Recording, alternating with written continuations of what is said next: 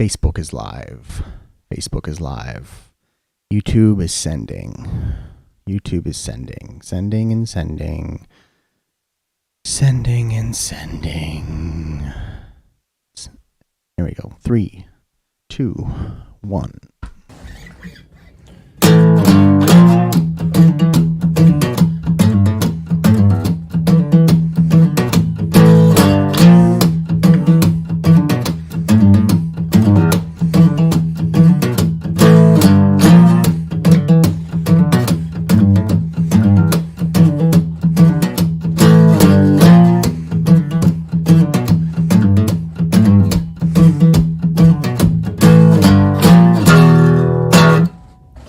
Yeah. Quarantine Hangs, episode 9. Jer here, hanging with y'all. 9th episode, almost number 10. Got something special planned for number 10. Hope you guys are stoked on that. Tell you about that in a little bit.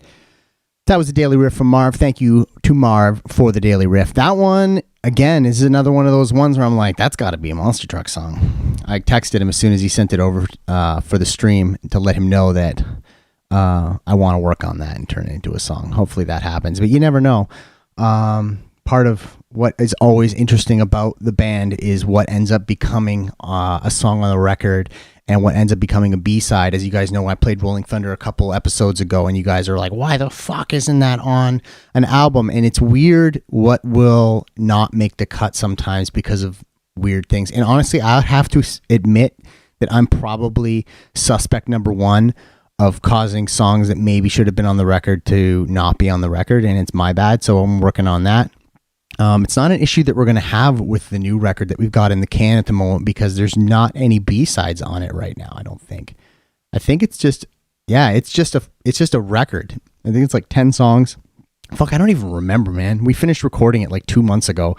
Marv's got to still sing a couple of vocals on it, and then it's going to get going. But anyways, Quarantine Hangs, episode 9. How's everyone doing? Hope everyone is well today. Another day, another Groundhog Day, same as yesterday, same shit. Different day, but it doesn't feel like it. A little quick announcement to make. Then this is the last episode that will be going live to YouTube. Moving forward, I'm only going to be going live with Quarantine Hangs direct to Facebook, and then I'm going to upload the video after the fact to YouTube. So anyone who's getting used to watching it live on YouTube at 4 p.m. on Tuesdays and Thursdays, I recommend that you either become okay with watching it at like 5 and have it not being live, or watch it over on Facebook. And that's just a technical decision that I have to make with a bunch of boring details you don't give a shit about. So moving from that, today's guest is Jason LEKBERG. He is a wonderful individual who assisted us on our Sit and Heavy campaign in America.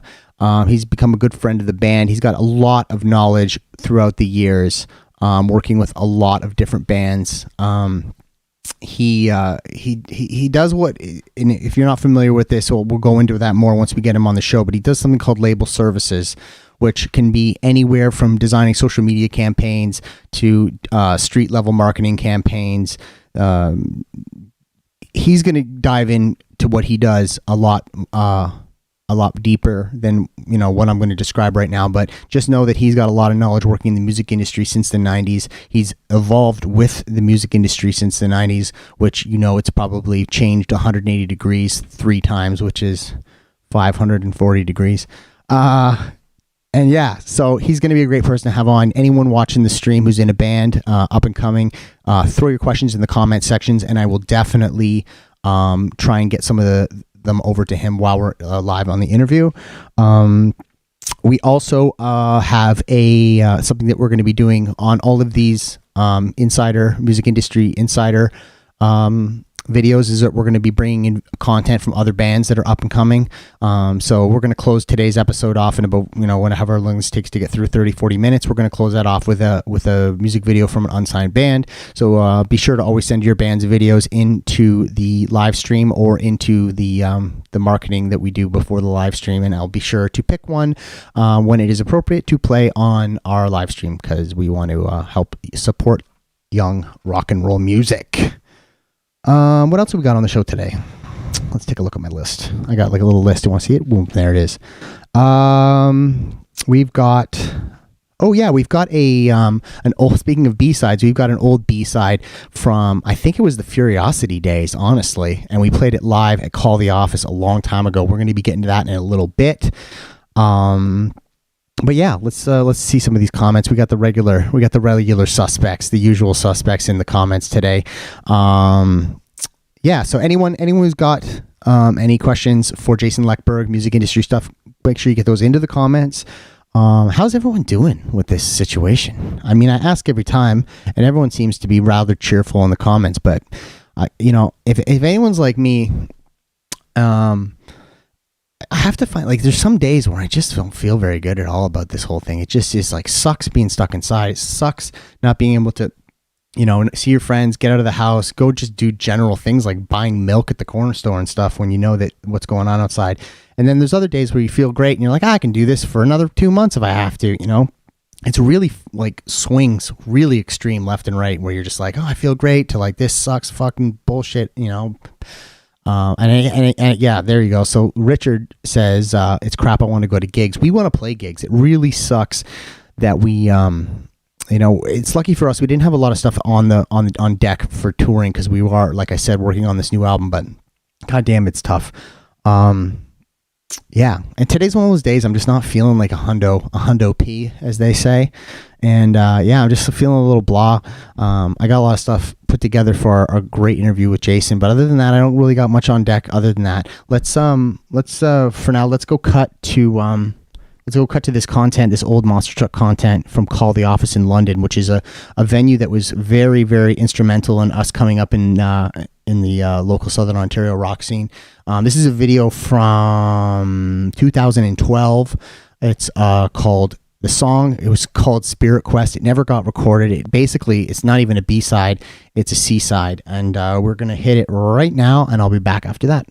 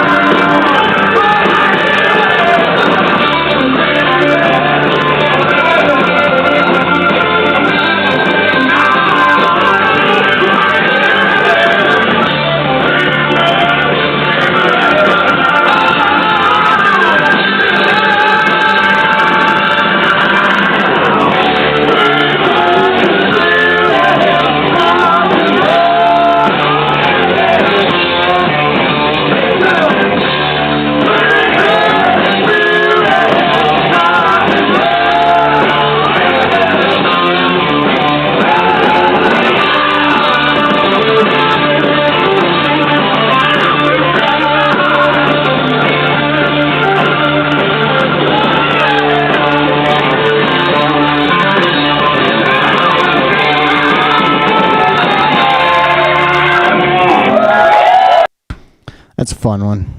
It makes me want to play that song again. God, the chorus is great. It just needs a little bit of tightening, tighten up the screws around there. Speaking of which, one of the questions that came through while I was off playing that tune from a long, long ago was a question from Nim Keynes Wemewans.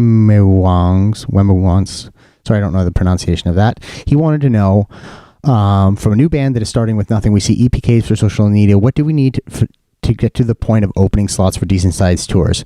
So this is a question that I get a lot, all right? Because this is a position that we used to be in long ago, and this is a position a lot of bands are in, where they're wondering how do they get onto an opening slot position on a tour that's already got a ton of fans at it from a band that they look up to. And my number one recommendation, because his second part to the question is, what should we begin to work on first? And the first thing that I would recommend you work on is the songs. It's always the songs. If you've got great songs, so many of the other things that you think you need to be doing different things for will fall into place on their own without you having to do very much of anything. And that doesn't mean you can just write great songs and then sit back and let it happen. But in a smaller way, it does somewhat, because a lot of what happens is a fundamental linear shift upward towards the goals that you're trying to reach. So you start with the great songs, which is one of the hardest things to do, by the way. I make it sound easy, but it is certainly not easy. So you start with the great songs, and then the things that you will do after that start to become smaller milestones that you reach incrementally as you work off of those great songs. So, having a show at a small venue where you have a lot of people come out, you will get that eventually when you have the great songs. And then the next thing that you want to do after that is to get, some viewership on YouTube, or some streams on Spotify, or that opening slot for a bigger local band than you. Those things will start to fall into place once you have great songs and you have your own fan base. And sometimes all you need to have your own fan base, since people always think of having a fan base of, 100,000 followers on Twitter or whatever on Spotify. A fan base to get started as an opening band could be 50 people in your own hometown. 50 dedicated people. I'm not just talking people that are only going to come out once, like your friends and family that just want to support you. I'm talking about a fan base that actually likes your music, is actually interested when you're going to be playing, and will actually show up when you get that opening slot for a band that they may not even like as much as your band. So again, we're going to get into that with Jason once we get him on the show here in a couple minutes, but just that's a question I want to address right off the bat, because we're going to be getting into some more technical and deeper specific things about the music industry that don't necessarily have to do with getting over that first hump of getting, the great songs in the smaller local fan base. We're going to be getting into some more technical aspects of the music industry, whether that's advertising on social media or navigating the perils of the contractual stuff that you can get into when you start dealing with record labels and stuff like that. And I know a lot of you guys are in a step before that, but we'll be talking about that stuff too, and we're going to get to that in a second. That was a lot. Sorry. Whew, take a breath. How's everyone liking my quarantine beard? Is this good? I'm not cutting it. I don't give a shit. Quarantine beard staying.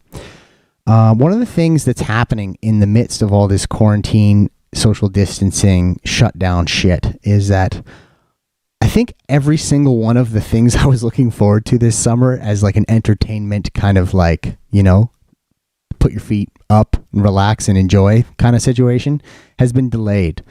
And on one side of the coin, I understand why they're delaying it. But on the other side of the coin, fuck that is what I have to say. Top Gun 2 has been pushed into December now. And I was actually one of those guys who was like, I hope they never make a Top Gun 2. The first one's so good, they're going to fuck it up if they make a second one. It's just going to turn into Fast and the Furious 9, and they're going to ruin it like they've ruined Terminator. But now I'm bummed because the previews for it look fucking incredible, and every time a new one comes out, it's even better than the last one, and now I'm super stoked for Maverick. And it's been delayed till December, so Last of Us 2, one of my favorite video game franchises of all time, it's been pushed back indefinitely. Jesus Christ.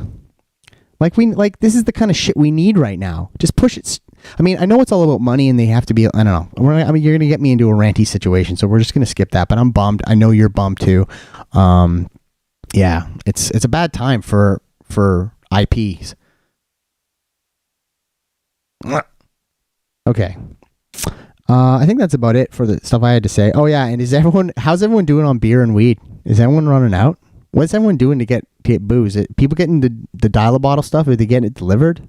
I got a delivery on the way. So if you hear a doorbell or a knock in the background, that's the wine showing up for tonight's dinner. Anyways, I'm gonna cut to our sponsor for the week. It's probably one of my favorite sponsors that we've ever had, and then we're gonna call up Jason. Be right back. Pizza in the morning, pizza in the evening, pizza at supper time. When pizza's on a bagel, you can eat pizza anytime. Pizza Bagel Bites. Bite-sized pizzas on wholesome little bagels. Pizza during prime time, anytime's the right time. Pizza going down is so fine. So fine, so fine, so fine. When pizza's on a bagel, you can eat pizza anytime. And any other time, try Cheese Bites, Dynabites, and Hot Bites. Any fucking commercial, that starts out, pizza! I'm in 100% every time. Just, you could do it with any kind of commercial, and I'm going to watch it and be excited about it. Let's call Jason. Just before we get him on the line, I know a lot of you guys don't know who this is, and it's fine because a lot of the really important figures in the music industry that make the things happen behind the scenes, you don't know who they are. Sometimes you read about them later in rock biographies and stuff as being instrumental to that band's success. And this guy's one of those guys.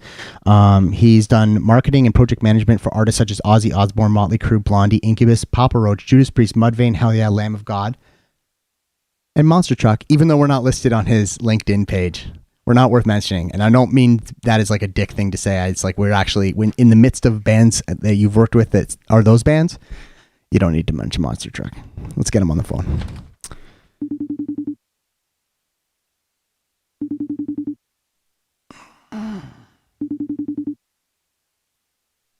Ringing. It's ringing. So far, we haven't had too many disasters with the calls yet. So hopefully this is, we keep the hot streak up here. Bam. There What's up, man? Hello.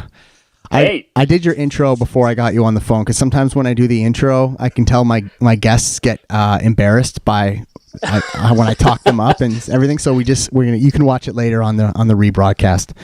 All right. How you doing, man? I'm good. How are you? Okay. Where are you living these days?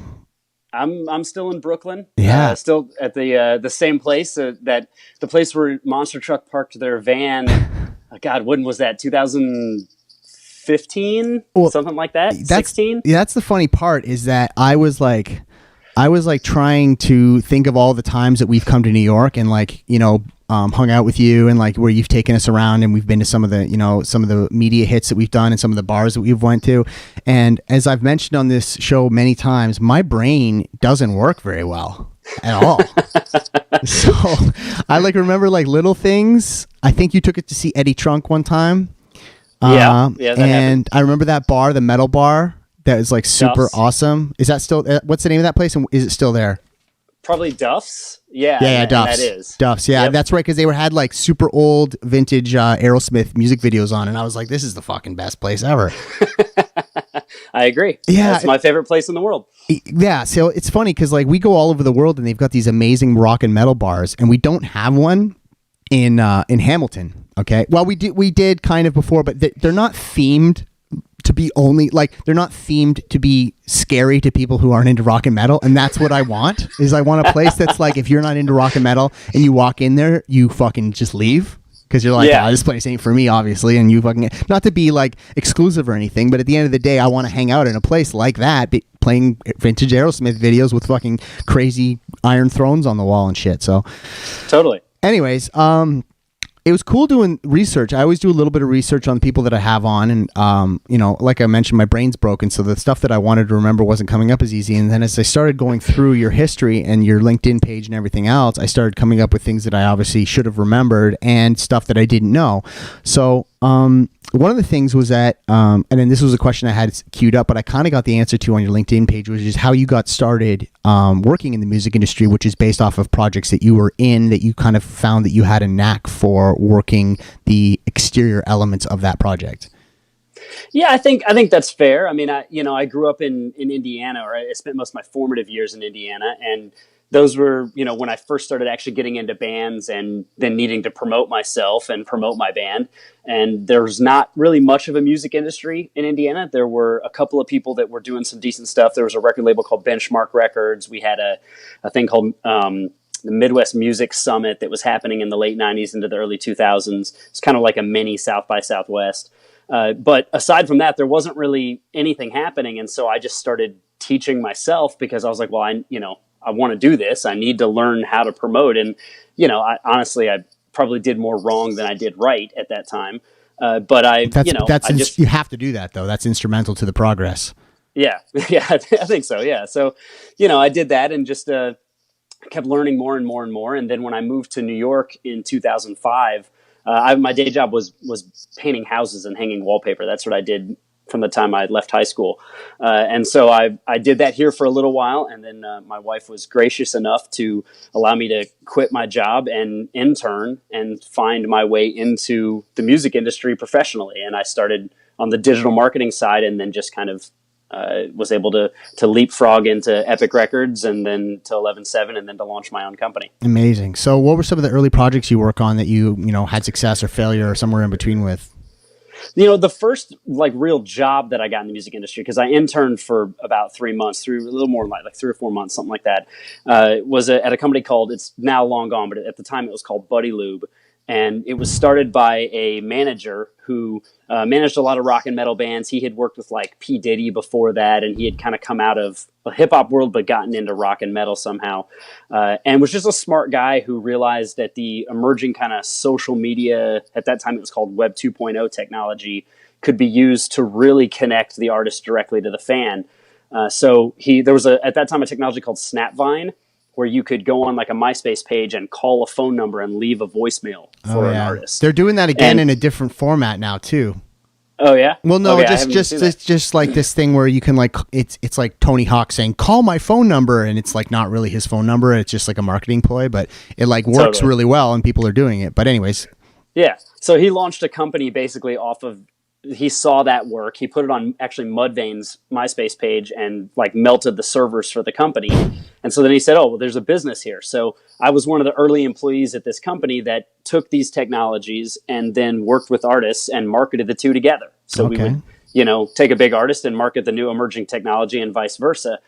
So we were the first company that represented Twitter, Reverb Nation, Eventful, I think it was 150 something technologies altogether over the course of about a year. And it was cool because it was just, it was a bunch of kids in a room in Brooklyn, like sweatshop style, just being as creative as we could with this technology that there were no rules for at the time. Right. And that was really awesome. I mean, during that time, we not only did stuff for Mudvayne and Anthrax and people like that, but we worked T-Pain's record. We worked Kanye's Graduation. Wow. We did stuff for Little Mama at the time, who was kind of like an early Nicki Minaj, I guess would be the best way to explain her. Britney Spears, all that stuff. So speaking about this, because this leads well into the next thing I wanted to talk about, which is new technologies and all of the different trends and changes that have happened throughout the years. What's one of the things that you kind of saw coming and were able to capitalize on because you were early adopter? And then maybe what's one thing that you were maybe sure or shocked, sure that wasn't going to happen or shocked that did happen that you had to adjust to? So kind of the yin and yang of the developments that kind of happened throughout the years that you were on board with and not on board with. Sure. I mean, I've got probably my biggest in either of those. I'm sure I have a couple on both sides, but my biggest in either, on the positive side, what I did see coming is what my business is now. Awesome. When I was at Epic Records, I saw, it was at the time when Radiohead put out In Rainbows and Nine Inch Nails. I never remember the name of the record he put out at that point, but both of them just put them on their MySpace pages for free, or not for free, but for sale on their MySpace pages with no record label. And I immediately kind of light bulb went off and I was like, hey, wait a minute, direct to fan is 100% where this is, but these artists still need the infrastructure to be able to properly market this and Street properly level. Promote it. Yeah. And even just to do all the behind the scenes business stuff. So that was where I first started gestating the idea for my business. It took me about another 4 or 5 years to actually get to the place where I could launch my business, but that was the starting point. And for the last almost 7 years now, I've been doing that as a business, and I'm I feel like it's the future of the industry. So that I'm very positive about. Okay, that's interesting because you just keep. It's like you're reading my fucking notes here on what the next question is, and it's regarding starting your own company, and basically, I mean, you kind of described a part of this right now, which is like what led you up to deciding to start your own company. But I'm just wondering, what kind of the ups and downs of like getting that off the ground, and like basically like what was the main inspiration for wanting to do it and getting off of, you know, whatever companies that you were working for directly? Yeah. I mean, you know, I think I come from an artist background. I'm still making music. I've never stopped doing that. That's always been my passion. And so getting onto the business side was partially me saying, hey, I want to make my living in music one way or the other. And once I got into the business side and really started to learn it, I realized very quickly that I am not cut out to be part of like that corporate entity. Me and you both, buddy. Yeah. So, you know, I spent a couple years at Epic, but you know, the day that I knew my career at Epic Records was over was when the general manager of Epic took me in a room and we had a conversation, and I was talking about how I felt like we could communicate with our managers differently and how things could be different. And the general manager looked at me and he said, you know what? I think you're too idealistic to work for Epic Records. Ooh. And I said, you know what? I think you're right. I think you're right. Yeah. I think you hit the fucking nail on the head there, bud. See you later. Yeah. Yeah, exactly. see, because it's funny. It's funny too, because that seems like a totally reasonable, like that sounds like the kind of perspective that you would have when it's like a Jerry Maguire moment where you're like, we need to do business differently if we want to be able to grow in the way that the world is going, and specifically the music industry, which is, you know, in this case, I'm only imagining that you are wanting to integrate more with the actual management team there. Or with the artist, kind of what absolutely. you're suggesting. And just like, you know, without trying to be, you know, too disparaging, but just be on the same page. Yeah. You know, in the label world, and this is, you know, partially a function of business. So it's not all of them are bad people, but when you have a business that has an overhead of lights and a building and all the things that come with owning a business, you get to a point where there are priorities that sometimes are not the priority for the artist. Yeah. Because that you have to keep your lights on, you have to pay your employees, you know, do things like that. And so you end up naturally with a situation where the two things don't work together anymore. Right. And somebody's making a decision that's not helping the other. And when you come through a time in the 80s and 90s when there was so much money in the music industry, that idea then became the paranoia. And so then now both sides were starting from this position of, well, the other one's trying to screw me, so I'm going to get them before they get me. Instantly combative. Nothing gets done. Combative. Money's wasted, time wasted. Everyone's pissed. Right. And I'm at Epic Records in 2009, 2010 at the bottom of the curve of what was happening, you know, with digital completely eroding the business. And I'm saying we've got to stop being combative. We've got to go to our managers and say, hey, like, we're all in the same fight together. Let's work together and make the most of our budgets. And apparently that wasn't the business model they were looking for. Yeah. Funny. So this kind of brings me to an opinion that I have, and I'm sure we can go back and forth on this a little bit. And then in that, my basic opinion of it is that the traditional record label is becoming less and less important as we go down this pathway of digital streaming and everything else. And not to say that it's irrelevant, and obviously it's still a function that works or is in varying successes and failures for us, working for us. But it's becoming less important, and it's kind of one of the things that, you know, if any young bands are watching at the moment, it's one of the things I want to pound into them the most is just the idea that having control and complete control of your brand and your music and everything else is a beautiful thing, and you need to use it to empower yourself. And maybe you could speak to that, or just what that means for younger artists. Sure. I mean, I think that there are only two things that truly matter in the music industry. One of them is the music you make, and the second one is the relationship with your fans. Everything else is secondary. You can have 15 different managers in your career. You can go through 7 different labels, tons of different booking agents, whatever. You can go through different members in your band. The only two things that are consistent are you making good music, and how are you relating to the fan? And as technology has continued to evolve, it's giving artists more and more opportunity to be able to just go directly to the fan. Now, That said, my business is exactly that. My business is helping artists take control of all of their intellectual property and monetizing it through a direct relationship with the fans, while still having your traditional retail sales roots as well, because not everyone is a diehard fan, right? Yeah, and that there it is still.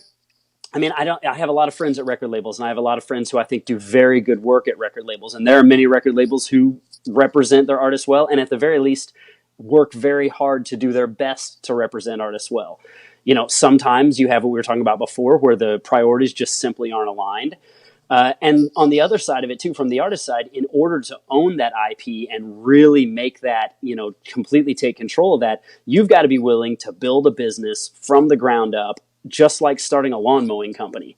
Like, you've got to learn accounting. You've got to learn the back end of all the infrastructure. You've got to be willing to get up every day and be on the phone and take the calls and do the work, do all the promotional work. And even if you're hiring publicists and whoever else, you've got to own it, and you have to know every one of those aspects. Keep an eye on it and make sure you're having lots of conversations to do what you said with the meeting that you had with Epic, which is to have that kind of synergy between you and those people that are working with you to be on the same page, have a game plan that's focused, and get everything rolled out in a way that is not looking combative.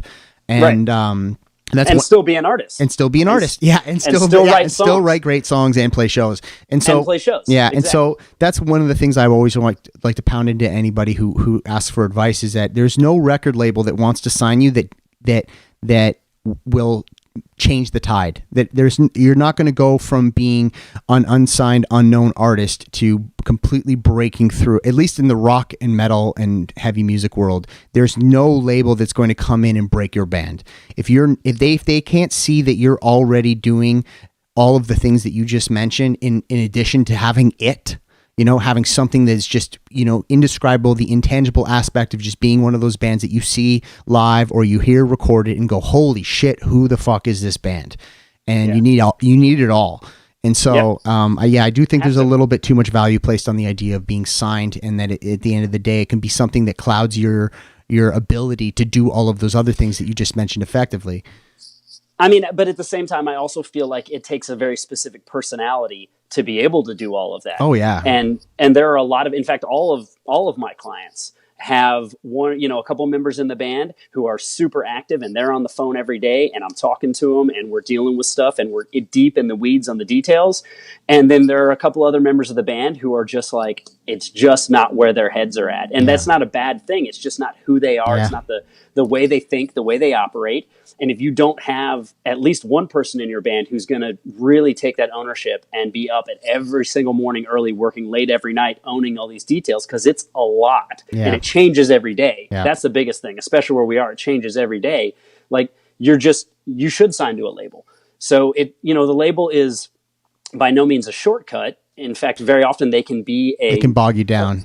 It can bog you down. They can also be a good partner. Yep. You have to kind of, it's about understanding your deal, everybody being on the same page, knowing your numbers. You know, one of the very first bands I ever knew that got signed, who were out of Indianapolis, I remember going to the party after they got signed, and I took the guitar player aside and I was like, dude, what are your deal points? Like, I'm really curious. And he just looked at me and goes, I don't fucking know that. Those Instagram posts when there's a band sitting around a boardroom table with a bunch of fucking contracts and pens on the desk. Every time I see one of those fucking posts, I'm always like, oh God.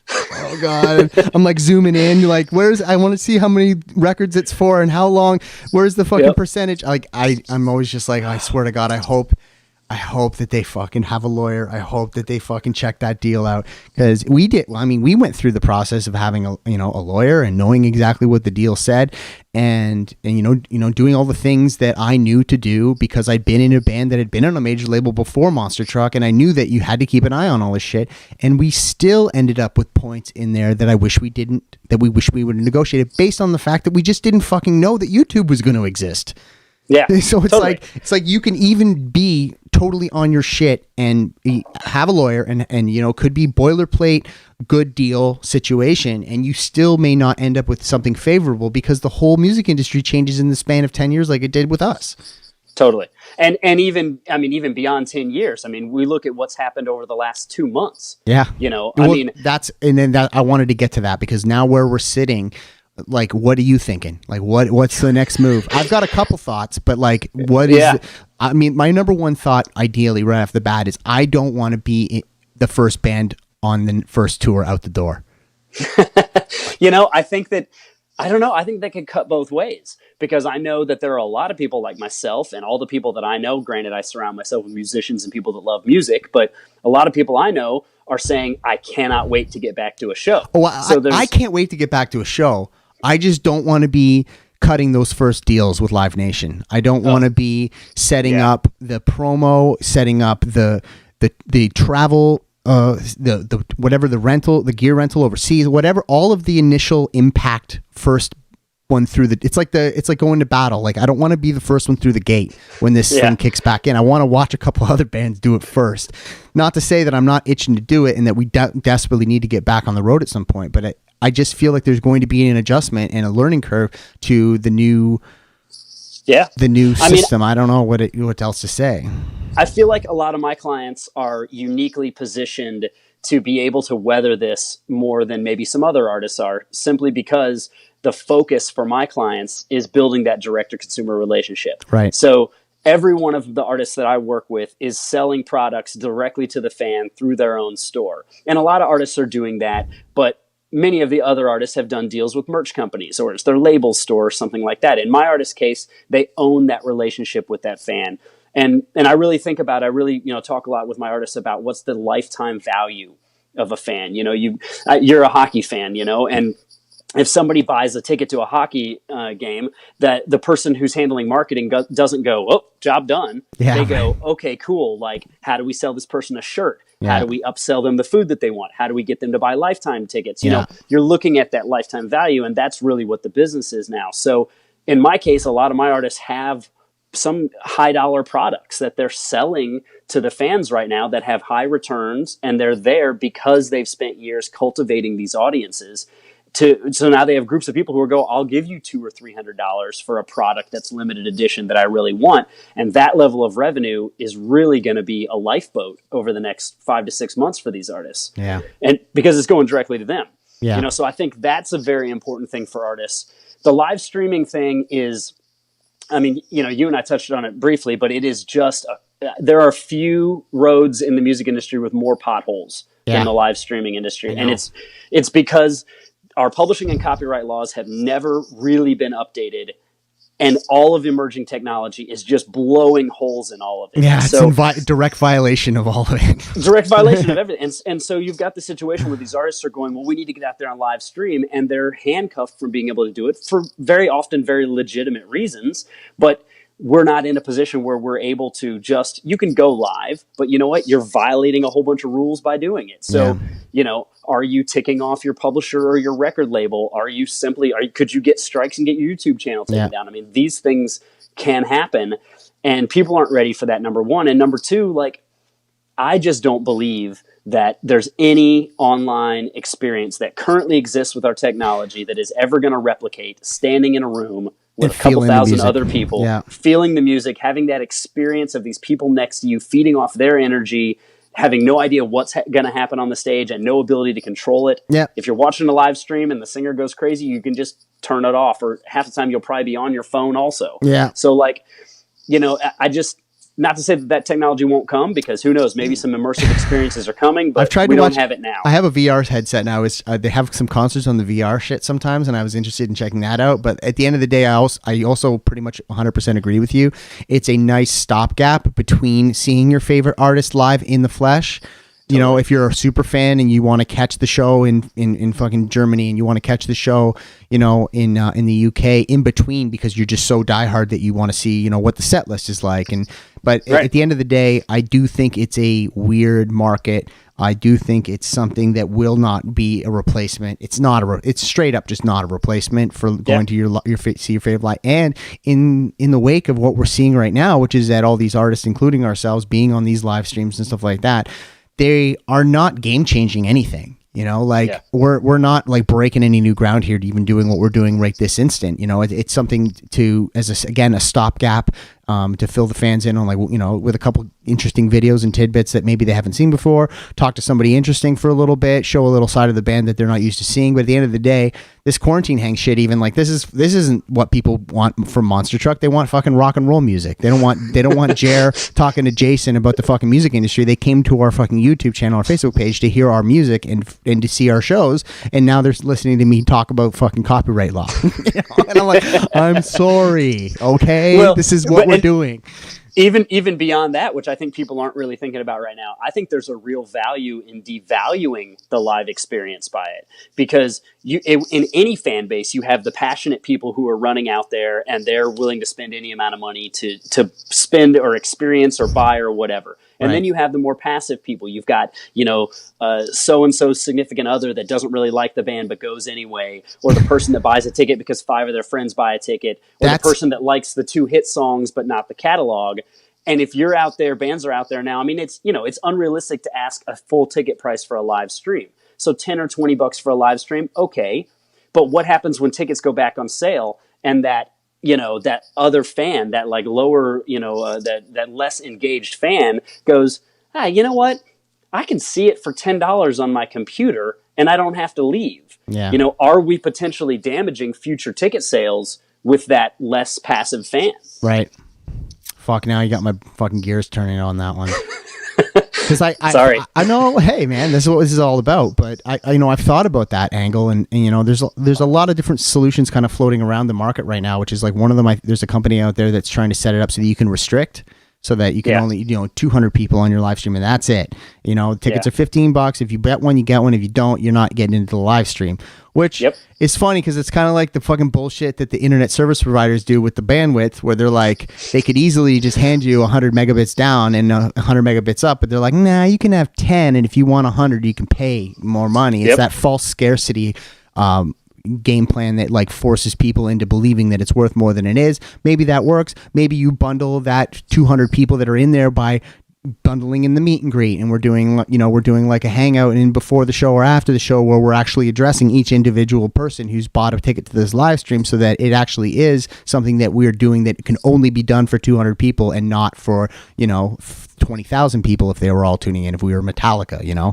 So and then, you know, building set list, taking requests, there's things you can do, but at the end of the day, I'm totally on the same page with you, and that you're never going to replace the idea of a live show. And let's not try unless there's some new holographic technology where you have implanted sensory perception and I can but even then, man, I feel like there's an energy that happens like when you're in the room with other people that I don't even think it's something that science has quantified yet. No, you know, but there's like an excitement. You know who did? It's that movie Interstellar, where they talk about love being the only thing that can pass through all 11 dimensions. This is the kind of shit we're getting into right now, so we're not going to go there. And I think we're going to cap it off right here, man. We've hit a lot of stuff, and I think I think this is one of those things I really like to circle back with you once the virus thing has died down, and maybe get you back on again, and we can talk about what kind of direction, because like we're obviously we're chasing it right now too. We're like looking at what tours that we had booked. What are we going to do? We've got a record in the can that's ready to be mixed and put out. But I don't really want to be the first one through the door releasing the first, you know, doing the first album cycle outside the gates of coronavirus. So it's, and then, you know, I've got all these great fans that are in the live stream right now that are like, give us a new fucking album. And I'm like, I want to, and I don't know what to do. And I'm not even allowed to get together with my lead singer so that we can work on new music. It's a fucking weird time, man. It is. You know, the only thing I would say about that is that just going back to that same thing, man, the music and the fans, that's the only thing that matters. It's all that matters. And what I've learned more than anything working with the artists I work with, because I've been very fortunate to work with some artists that have gotten way bigger than the public thinks they are, because we're not playing the radio game. We're not playing the TV game. If they get radio and TV, it happens. No syncs, no magazine covers, just straight we're not concert tickets. Yeah, and straight to the fans, straight merchandise to the fans, straight interaction with the fans. And when you begin to develop that, it kind of doesn't matter what's happening in the rest of the world. No. So talk to a band coronavirus or not. Yeah. Look at King Gizzard and Lizard Wizard. Like if I just said that band random right now and you haven't heard about that band. Anyone here in the comment section, King Gizzard and Lizard Wizard, probably the biggest band in the world right now that is doing it completely under the surface. And I saw Well, them. dude, I mean, I work with Steel Panther, and Yeah. people go, "Oh yeah, how are they doing?" I'm like, "Oh well, we sold out Wembley twice." Yeah. And they're like, "What?" Yeah. People are like, aren't they a joke band? It's like, no. Yeah. Yes. No. Like, Yeah. like I did actually have that on my list of questions because I thought they're such a great example of a band that knows what they are, what they're doing, and who their fan base is. And when you're talking about the key elements of starting a band, that is if you have if you have a good grip on that, which I mean, those guys are absolute legends of they've been around the block before. And so when they started this band, they did kind of what we did when we started, which is they knew what they wanted to be. They knew what they without realizing it, they knew what their fan base was going to be, and they knew it was just like a very clear, honest approach to a project where it was easy for them probably to set up the merch, to set up the look, to set up the like how's the live show going to be, like everything would have fallen into place for them because they had such a clear vision from the get-go. I mean, I think in a band you either have that vision or you are riding the wave of someone else's vision. Yeah. And so if you're going to be successful, you've got to figure out who you are. Yeah. Because there are a lot of bands that got signed after Nirvana broke that were just kind of Nirvana clones, and that's cool. Yeah. Like that happens. There are a lot of bands in the glam era that the same thing happened. But the bands who have a clearly defined brand, that's a business now. Yeah. Especially now. Think about all of the cola companies that existed in the middle of last century. There's only 3 or 4 that still exist, but there were 20 or 30 of them back then. Yeah. None of them exist now because they didn't have their own brand. No. And now I'm going to go drink a Mr. Pibb. Well, that one's still hanging on. I know. Well, fuck, man. Thanks for coming on the show, and I hope you for having me. I hope everyone enjoyed that. We're probably going to have Jason on again to in the wake of the return of the music industry, whenever the fuck that happens. And I hope you have a great Thursday night, and we'll talk to you again soon. Thanks, dude. See you. Peace, buddy. Bye. There you go. So one minor correction as we go right now. I said that Hamilton has no rock and metal bar, and I'm a fucking asshole. We have the Doors Pub. I haven't been there nearly 2 or 3 years because I'm an asshole, like I just mentioned. Doors Pub, great Hamilton rock and metal bar. My bad. Marv's there a lot. He's cooler than I am. Moving on from that. I think that's it. What do we have here? Oh, there's a couple more things I'm going to grab before we get out of here. The first one is, this is kind of relating to the whole situation of your young band looking for guidance to answer some of the really fundamental opening questions. I think I saw some questions in there about how do you get some viewership on your videos and how do you really get going? Leon, who we had on a couple episodes ago from the Lazies, has started a project called Bandwagon. And let me just make sure that this is not disclosing any personal information before I pop it up here. Currently it's just a page on Facebook where he's just got the company going. There's going to be a website coming soon. He's already started dealing with some bands out there. This is an organization that he's running with many other artists, including John from Monster Truck. It always feels weird calling him John, but you can go onto this page, you can get in contact with him, and they will work out a system for you to get guidance with your band coming up through the ranks and figuring out all the little things that you need to do to get your group off the ground. So check that out. Bandwagon Workshops on Facebook. Leon from the Lazies is heading that up. And moving on to the last part, that's it. We're done. We're going to throw this out here with a local band from Southern Ontario called Revive the Rose, with a song called Bar Down. It is their hockey song, a band after our own hearts there with their hockey song. I'm going to leave you guys with this. Oh, and fuck me. Tuesday, episode 10, Quarantine Hangs, is going to be probably one of our biggest episodes yet. Going to have lots of stuff for you, including an interview with Frank from Guns N' Roses. He's a drummer of Guns N' Roses. Steve got an interview with him this week, and we're going to be airing that on Tuesday's episode of Quarantine Hangs. Big episode number 10, next Tuesday, 4 p.m. Thanks for tuning in. Thanks to guest Jason LEKBERG for coming in and answering all my crazy music industry questions. Hope you all have a great night. Hope you all have a great weekend. I'll see you on Tuesday. Later.